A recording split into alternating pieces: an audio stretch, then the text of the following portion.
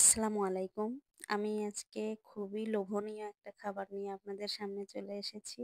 এই তো দেখতেই পাচ্ছেন, এটা হলো মাছের যে তেল, ফুলকা, থতনা মানে অবশিষ্ট মাছ বাদ দিয়ে যেই ঠোঁটা কাটা যে অবশিষ্ট মাছগুলো থাকে, এগুলো অনেকে হয়তো ফেলে দেন, কিন্তু আমি একটাও ফেলি না।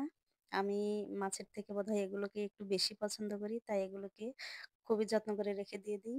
আর এগুলোকে আমি এই তো ভাজি করে খাই, অনেক রকমের সবজি অনেক কিছু বানিয়ে খাই। তো সেগুলোই আরকি আপনাদের সঙ্গে শেয়ার করা। তো এটা আমি কড়াইতে দিয়ে দিয়েছি সেই মাছের ফুলকা ওগুলো। আর দিয়ে দিয়েছি সয়াবিন তেল, তারপরে মরিচের গুঁড়া, তারপরে দিয়ে দিয়েছি লবণ, তেজপাতা, দারুচিনি, তারপরে আমি এখানে দিয়েছি ২ টা সাদা এলাচ। এগুলোকে দিয়ে আমি একটু নেড়েচেড়ে নিচ্ছি। আর আমি এখানে দিয়ে দিলাম আদা রসুন বাটা। আদা রসুন বাটাটা একটু বেশি দিয়েছি আমি। আর দিয়ে দিলাম হলুদ গুঁড়ো। এগুলোকে দেওয়ার পরে আমি এর মধ্যে দিয়ে দিলাম কাঁচামরিচ কুচি আর পেঁয়াজ কুচি। কাঁচামরিচ কুচি না, কাঁচামরিচটাকে আমি ফালি করে রেখেছি ছোট, ছোট করে। দিয়ে দিয়েছি।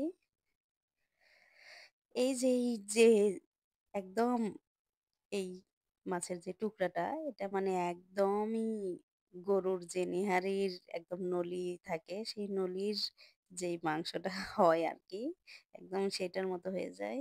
খেতে যে অসাধারণ লাগে, ওহ! না খেলে বুঝতে পারবেন না। তো এটা আমি নিয়ে নিয়েছি এখানে আলু আর মূলা। আমি এগুলোকে একদম ঝুরি, ঝুরি করে কেটে নিয়েছি। ছোট, ছোট আলু ছিল।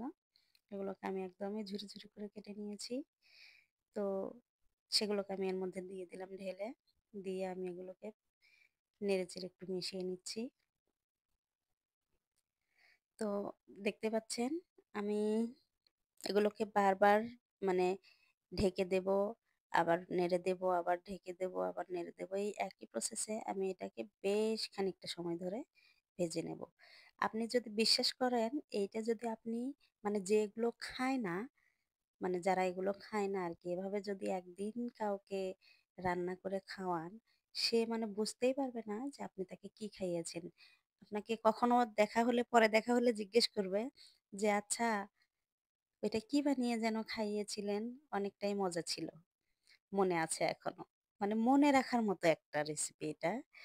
তো যাই হোক, এই তো আমি এটাকে এভাবে বারবার ভেজে নিচ্ছি। তবে হ্যাঁ, এটা ভাজার সময় এই মানে মাছের যে তেল, এটা মানে একটু আঠালো টাইপের হয়।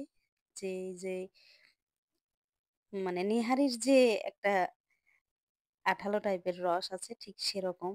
তেল কিন্তু অনেকটাই আছে, কিন্তু তারপরেও একটু লেগে যায়।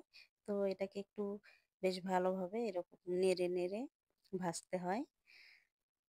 তবে ভাজা একদম হয়ে গেলে তখন আর এরকম এতটা লেগে যায় না। ভাজাটা একটু কড়া হওয়ার পরে অনেকটাই তেলতেলে হয়ে যাবে একাই।